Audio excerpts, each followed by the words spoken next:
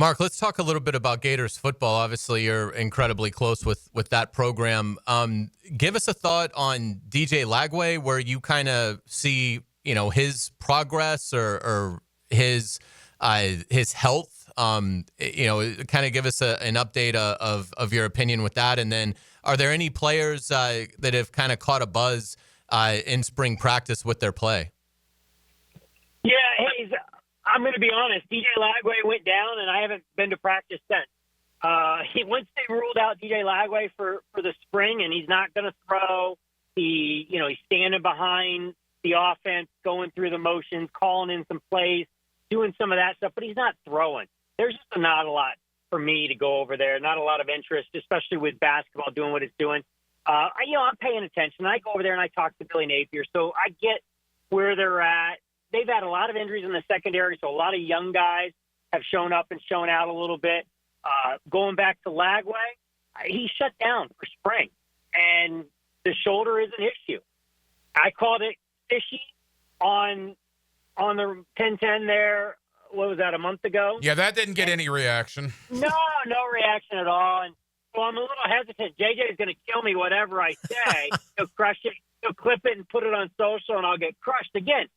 But there is cause for concern regarding DJ Lagway. And anybody who doesn't see that, and anybody who's listening to Billy Napier and believing what they hear, I got some swamp land to sell them.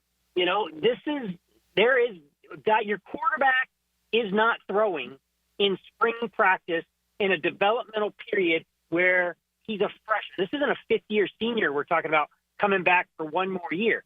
This is a guy who barely started half the season last year and is in a complete developmental, needs reps, needs time, needs all of that, and he's not getting it. He has a shoulder injury. It's enough of a concern that they're not playing him into critical off-season developmental time. That should raise a big red flag for Gator Nation.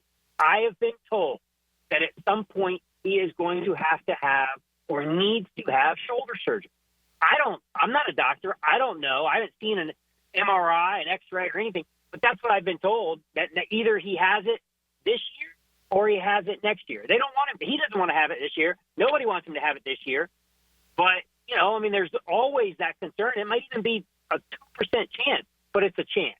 I think best case scenario is he heals up, he plays this season, and then he has shoulder surgery like the day after the season ends.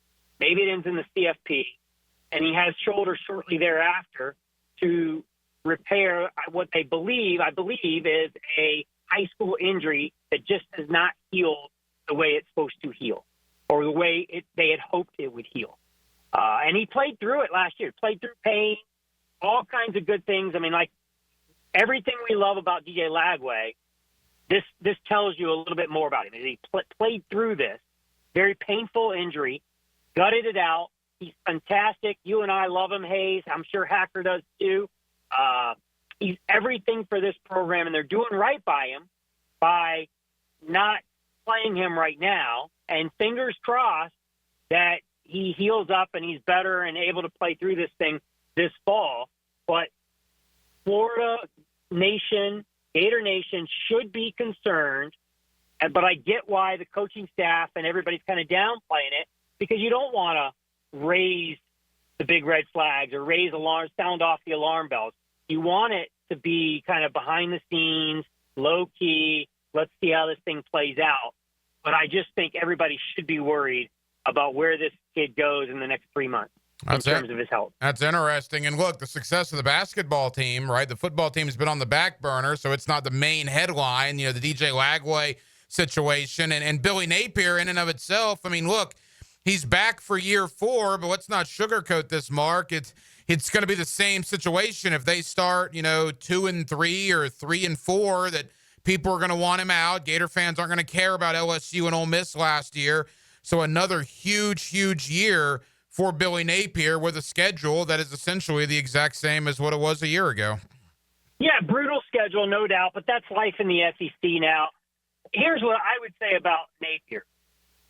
Napier did not do what some people in the facility thought he was going to do in terms of addressing defensive coordinator, hiring an offensive coordinator. Now, it might all work out. It might work out swimmingly for Billy Napier, what he did on the offense and defense in terms of keeping the play calling to himself and retaining Ron Roberts and kind of rolling with Ron Roberts as a DC. That might work out. What I would say is that's a little bit of a gamble. And when the powers that be were looking for, and I say that not meaning AD Scott Strickland, I mean like some of the high-paying boosters, some of the guys who have really got their fingerprints in this program and their wallets are back in this program. When it didn't go like they thought it was going to go in the offseason, somebody's going to be held accountable if it doesn't work out. Now, again, it might work out. I know this. All Billy Napier has done, and I said it and I'll say it again and again and again, is he's painted a bigger target on his back in terms of doing it his way and not really taking any outside input and giving it much credence. Again, it might work out great, and they might end up in the CFP, and Billy Napier will be here for the next 10 years. That's all in a real possibility. And if Lagway is healthy, I think it's a really good possibility in 2025. However, with that said, if it doesn't, there's really only one person to point the finger at. Hey, Mia here, and thanks so much for watching 1010XL. For even more great content like this, be sure to subscribe and like the 1010XL channel.